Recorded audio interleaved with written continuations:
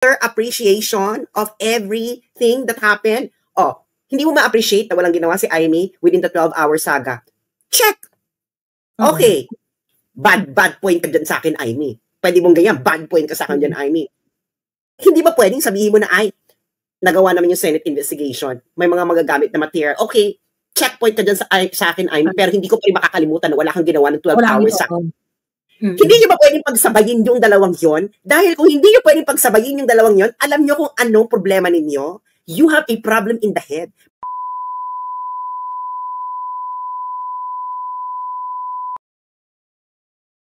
Bakit ba ako I'm not fully sold on Aimee, pero alam ko yung value nung ginawa niya yung Senate hearing. Yun yung kasi we have to move on. Nahuli na, nakidnap na, nakuha na si PRRD, nandun na sa The Hague. The next question is, what do we do now? Kaya kung babalikan mo uli yung past, baka we can no longer put the toothpaste back into the tube. So the moment right now is to actually explore our pathways in order to minimize more toothpaste from getting out of the tube. Ginawa ni Aimee yung hearing. Anong ginagawa ko yun? Sabi ko talaga, ay puta, ang dami ng material. Di ba pinag-usapan natin to, Joey? Yeah. Ang daming materials na sa The Hague. Oh, edi kung hindi ginawa yun ni Aimee, ano gagamitin yung materials? True. Ano gagamitin yung materials? Yun lang ang tanong, ano gagamitin yung materials? O magagamit yung ba materials sa korte? Yung pagsigaw-sigaw nyo dyan? Next, we have different layers of battles, ha? You have legal, you have political. So, kailangan nyo cover all fronts. Yung kabilangan, nagkakaroon ng mga maduming tactical alliances, tapos ikaw hindi mo gagawin. Talo ka doon. Talo ka doon. Strategically, talo ka doon. Wala kang tactical alliance. Ano, ikaw lang? In any battle, the most organized wins.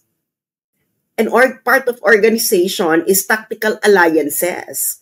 Hindi na to hindi ba kayo naglaro ng Chinese garter? Or hindi ba Chinese garter? Hindi ba kayo naglaro? Ang pinapagandang may tactical alliance ay ang larong patintero. Hindi ba kayo naglaro ng patintero kung paano ang tactical alliance? Correct.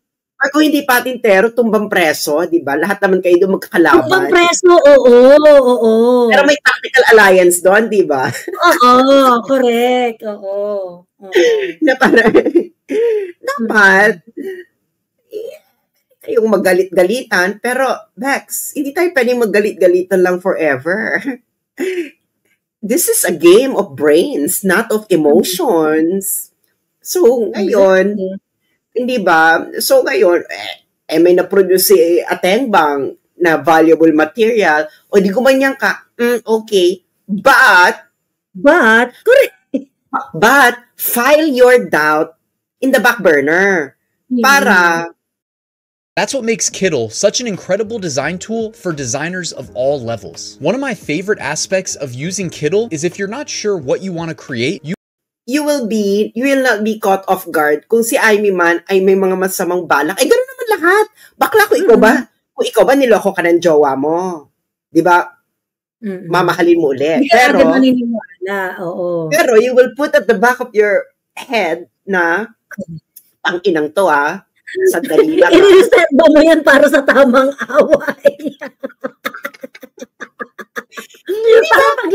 Para pag nandun ka sa tamang away at nilabas mo yung nandito sa likod ng isip mo, ay, drama to. Saka, hindi ka makakot off guard na bigla sabihan ka ng jowa mo, Han, meron kaming company meeting. Company meeting? Sunday? So what actually drives you to do that? Because naroon ka na sa back of your head na doubt. And that actually saves you from na parang, company meeting, sige, hatid kita. Sige.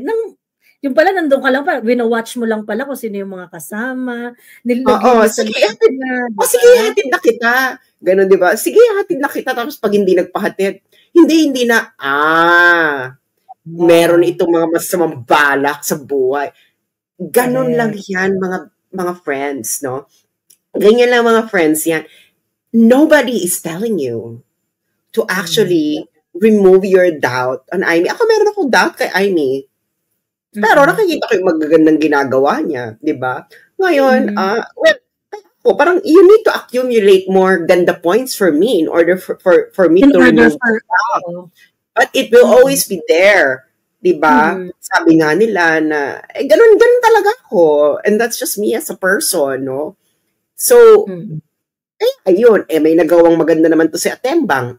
Nakita naman natin yung hearing, talagang bongga-bongga, super bongga. Hindi ba? Yung kaganapan, magagamit ito magagamit ito ng mga abogado ng PRRD. Edi, Kari na, hindi mo naman kailangan mahalin si Aimee. Correct. Hindi mo kailangan magpasalamat, magmahal. Hindi mo kailangan ng mga extraneous na mga feelings. Diba? Leave your feelings out of it. This is a battle of brains, not of emotions, no? Hindi to battle to ng emotions. Kung hindi gawin ni Aimee yun, anong gagamitin yung ebidensya? Na meron nga. Na ganun nga yung, na meron yung ganun sa buhatan. Yun, under oath yun, ha? Under oath lahat yun. So that is a very, very useful evidence. Dahil yun yung mga sinabi nila. You might use yung mga sinasabi nila sa media, yung mga ganyan. Pero always remember that when the court asks them to testify, they can always deny it. Hindi naman under oath yung mga sinasabi nila. Yung mga media materials, yung mga interview sa it will have to go through certain level of verification Pero nga kasi ito, dahil under oath siya, mas mataas yung probative value niya pagdating sa korte. Ngayon, sabi, she didn't do anything on 12-hour saga. Tapos na nga yun eh. Di balik-balikan mo yan. And then, ilagay mo yan put it in the back of your head na doubtful pa rin ako kay Aimee kasi wala siyang ginawa ng 12-hour saga. Nobody's telling you to remove it from your head. Ang pinag-uusapan natin dito, kung ano yung usefulness ng hearing. Can't you actually have a better appreciation of everything that happened? Hindi mo ma-appreciate na walang ginawa si Aimee within the 12-hour saga. Check! Okay. Bad point ka dyan sa akin, Aimee. Pwede mong ganyan, bad point ka sa akin dyan, Aimee. Hindi ba pwedeng sabihin mo na, nagawa naman yung Senate investigation. May mga magagamit na material. Okay, checkpoint ka dyan sa akin, Aimee, pero hindi ko pa rin makakalimutan na wala kang ginawa ng 12 hours sa akin. Hindi nyo ba pwedeng pagsabayin yung dalawang yon? Dahil kung hindi nyo pwedeng pagsabayin yung dalawang yon, alam nyo kung anong problema ninyo? You have a problem in the head because a healthy brain can actually hold several thoughts at the same time and appreciate the same thing. That is what you call an opposable brain.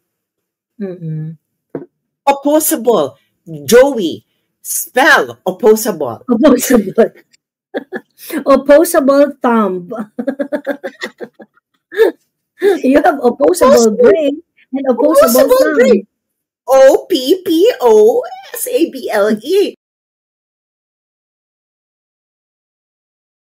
Ibig sabihin, you can hold these different thoughts. Bakla, wala kang mahanap na tao na pure. People will always have contradictions. Everyone, even PRRD, if you don't see the contradictions in a person, you are blinded by blind loyalty. Ganun kasimple yan. That's why you have to appreciate everyone in their wholeness, di ba? Na, naku, itong si Sas, bungangera. Pak! Di ba? Pwede mo naman pagsabihin yung si Sas, bungangera, pero si Sas din naman. Pero moist. Pero moist. Di ba pwede mo pagsabay-sabayin ang iba't ibang bagay na yon dahil wala pong tao na isang cardboard. Naintindihan nyo, ha? Your appreciation is a cardboard representation of a person. That is actually the kind of thinking of a child.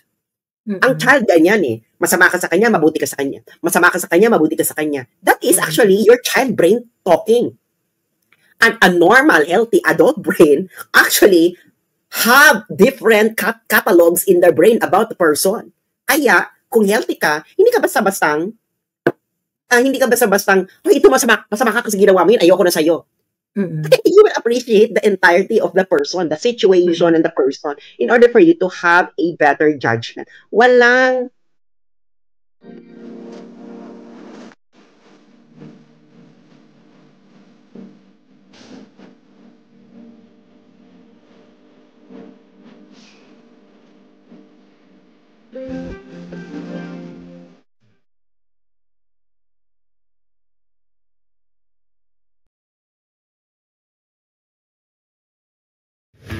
When it comes to filling a job, there's a stack of documents involved. Whether it's adding business details, correcting typos, or organising pages, Adobe Acrobat makes it easy to onboard new clients and lock in the right candidates.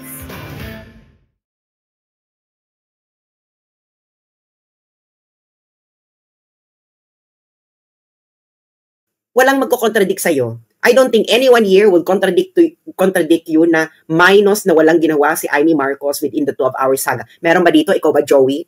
Do you actually, aapila ka ba sa barangay? Sa hinaing na yun ng mga tao? Wala naman talaga siya dun eh. Kaya wala naman talaga siya ginawa. Wala naman talaga siya ginawa in the 12 hours. Di minus point ka sa akin, Amy. Wala kang ginawa in the 12 hours. No, sinasabi nga nila sa akin yan, ang ano ko kasi, ang reaction ko, I know a story. Kaso nga lang, it's not for me to tell. It's not for me to say yung story na yon. Nung ano yung ginagawa ni Amy nung time na yon, ganyan-ganyan. Well, I heard the story, but it's not for me to talk about it. Hayaan na lang natin. Kasi kung si Amy, tinatanong siya ng madlang people kung anong ginawa niyo ng mga panahon na yun, ay dyan sumagot, bakit ako sasagot? Diba? Yeah. Kasi you can always, you can always retrace back and forever. Pero nga, dapat meron kang goal while you are retracing the steps. Ano yung goal mo? You retrace your step backwards in order for you to move forward. Pero kung ginagawa mo, nagsa-self-loop ka, hindi ginawa mo kasi to, hindi ginawa mo kasi to, hindi ginawa mo kasi to. Parang toxic na jowa, ano? Oo, hindi ka na makaka-move forward on. You retrace back what happened backwards in order for you to know how to move forward. So ngayon, kung retrace back ka ng retrace back dun sa walang ginawa si Amy nung 12-hour saga, bakla, you will lose what's in front of you. And what is in front of you is that the Senate hearing, whether we like Amy or not, actually led to useful evidence that the lawyers of PRRD are using right now. And if you cannot see that, there's a problem with your appreciation of facts. Remember, you are just being asked to appreciate facts. You are not being asked to love Amy Marcos. To love Amy, correct. Tama nagsasabi sa inyo na sambahin nyo, mahalin ninyo, gawin yung jowa. Wala mo nagsasabi na gano'n. Diba? Ayan. Ano yun sabi? Di ba sabi ni Direk Daryl kung bakit wala si Sen Amy that time? Ano yung sinabi niya? Actually, wala na akong pakialam doon kung nasan si Amy or nasan si Amy at that time. So the fact is there. You're not there. You are not saying anything within the 12-hour saga. Minus ka sa akin doon, Amy. Pero, nakita ko naman ng Amy ang iyong pakitang gila sa Senate hearing, no? Na talagang dinala mo talaga yung Senate hearing. You actually produce really good hearing. The materials were spotless, slam dunk evidence, and Chorbanesca Eklavu. Hindi ba? So, pwede minus sa akin sa Amy doon sa 12-hour saga. Pwede rin plus point siya sa akin doon sa Senate hearing. Those two are not those two doesn't mean that those two can actually coexist in my brain at the same time. Hindi siya mutually exclusive na if you have to It's not believe mutually it, exclusive. it doesn't Oo. negate the other. Kung walang ginawa si mas malulok ako. Kung wala ka nang ginawa, ng 12 hours habang inuhuli si PRD, tapos wala ka rin ginawa sa Senado, hindi mo rin ginawa yung Senate investigation. Mas nakakaloka yun. Oo. Totoo.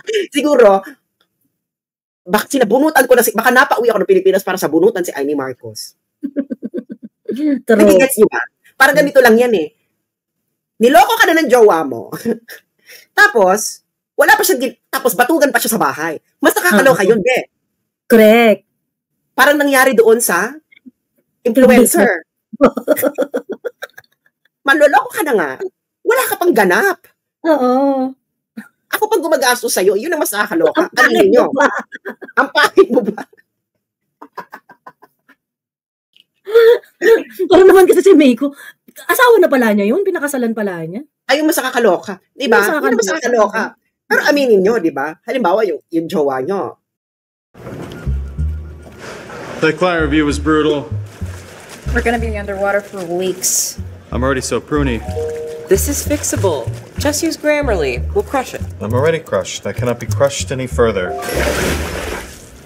Spoke too soon. Okay, first use Grammarly's AI to sound confident. Nagloko. Pero yung jowa mo rin, bongga rin sa bahay. Alamin, lahat yung ibang responsibilities niya, nagagampanan niya ng bonggang-bongga. Oo. Are you not going to weigh those two things differently? Magkaprangkahan tayo. Kung yung jowa mo nagloko, tapos wala nang ganap sa buhay, versus na may jowa ka, nagloko, pero lahat ng responsibilities niya nagagampanan niya. Nagawa niya. Oo.